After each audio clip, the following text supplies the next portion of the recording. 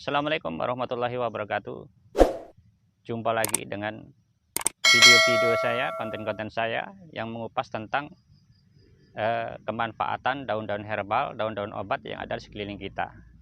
Saksikan terus video saya dari awal sampai akhir, mudah-mudahan memberi manfaat bagi kita semua.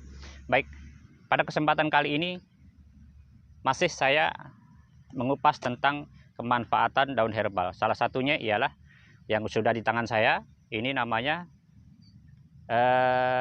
rondo semoyo atau rondo noleh, atau di daerah-daerah tertentu ini dibilang paitan atau kipait, atau bahasa nasional biasa disebut dengan daun insulin. Kemanfaatan dari daun ini sangat-sangatlah lumayan banyak ya. Salah satunya untuk penderita diabetes.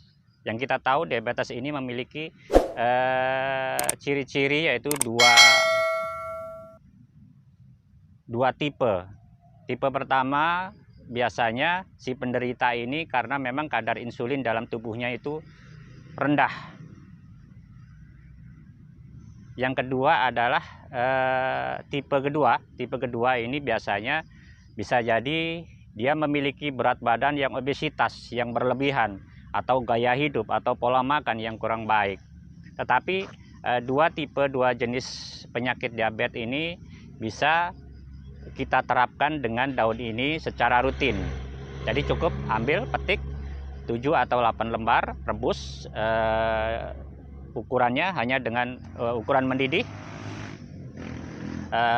Untuk cara-caranya seperti yang sudah saya sebutkan di konten-konten saya sebelumnya, cara merebus jamu bagaimana, ukurannya bagaimana, itu saya sudah sebutkan di konten-konten saya sebelumnya. Baik, ambil 7 atau 8 lembar daun ini, rebus, kemudian minum sehari 2 kali atau bahkan 3 kali kalau dibutuhkan. Dan gunakan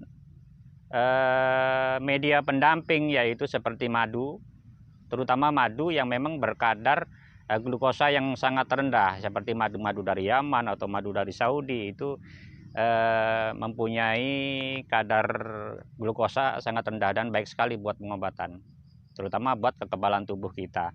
Yang kedua adalah ini tanaman memiliki kadar antioksidan yang lumayan. Jadi sebagai media penangkal radikal bebas cukup kita konsumsi seminggu 2 kali atau 3 kali. Ini sudah sangat-sangat baik sekali. Yang ketiga, ini bisa juga untuk penderita infeksi kantong kemih ketika kita mengalami, atau saudara kita atau orang-orang terdekat kita mengalami keluhan pada bagian kantong kemihnya yang sakit, nyeri waktu buang air seni, merasakan sensasi sakit, itu kemungkinan ada infeksi di bagian kantong kemihnya. Untuk itu ini bisa sebagai media pengobatan. Caranya sama dengan merebus 7 atau 8 atau bahkan sampai 10 lembar digunakan untuk media pengobatan infeksi kantong kemih itu.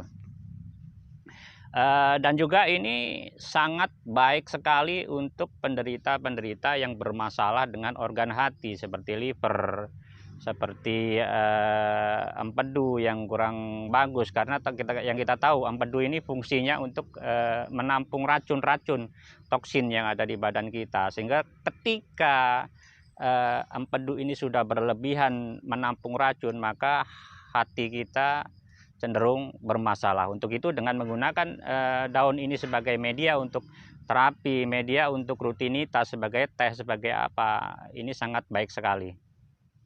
Dan satu lagi, daun ini ketika kita konsumsi secara rutin, maka daun ini bersifat cleansing atau pembersihan pada bagian usus kecil dan usus besar, sehingga ketika usus kita bagus, pencernaan kita bagus, akan mengarah kepada kualitas kulit. Jadi kulit kita ketika kita rutin mengkonsumsi ini pengaruh ke kulit kita, menjadi lebih cerah, menjadi lebih halus, menjadi lebih semringah. Kalau orang Jawa Timur itu semringah gitu. Jadi nggak pucat, nggak seperti kusam gitu. Baik, selain itu bisa juga tanaman rondonoleh ini bisa juga dipakai untuk media pengobatan penyakit-penyakit eksim, penyakit-penyakit gatal. Jadi cukup dengan merebus beberapa lembar atau bahkan 15 atau bahkan sampai 20 kalau dia punya penyakit eksim. Cukup direbus, ketika sudah direbus hangat-hangat digunakan untuk mandi. Sambil mandi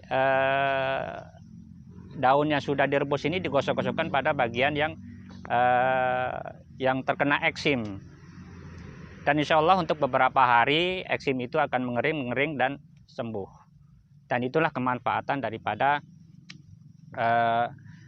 tanaman herbal yang kita sebut dengan rondonoleh atau rondo semoyo atau kipait atau paitan atau daun insulin ini begitu banyak bermanfaatnya. Tetapi untuk saran saya bagi penderita-penderita yang sering mengalami pusing di kepala, vertigo atau migrain atau kalau orang Jawa Timur bilang itu skalor, gunakan ini secara hati-hati.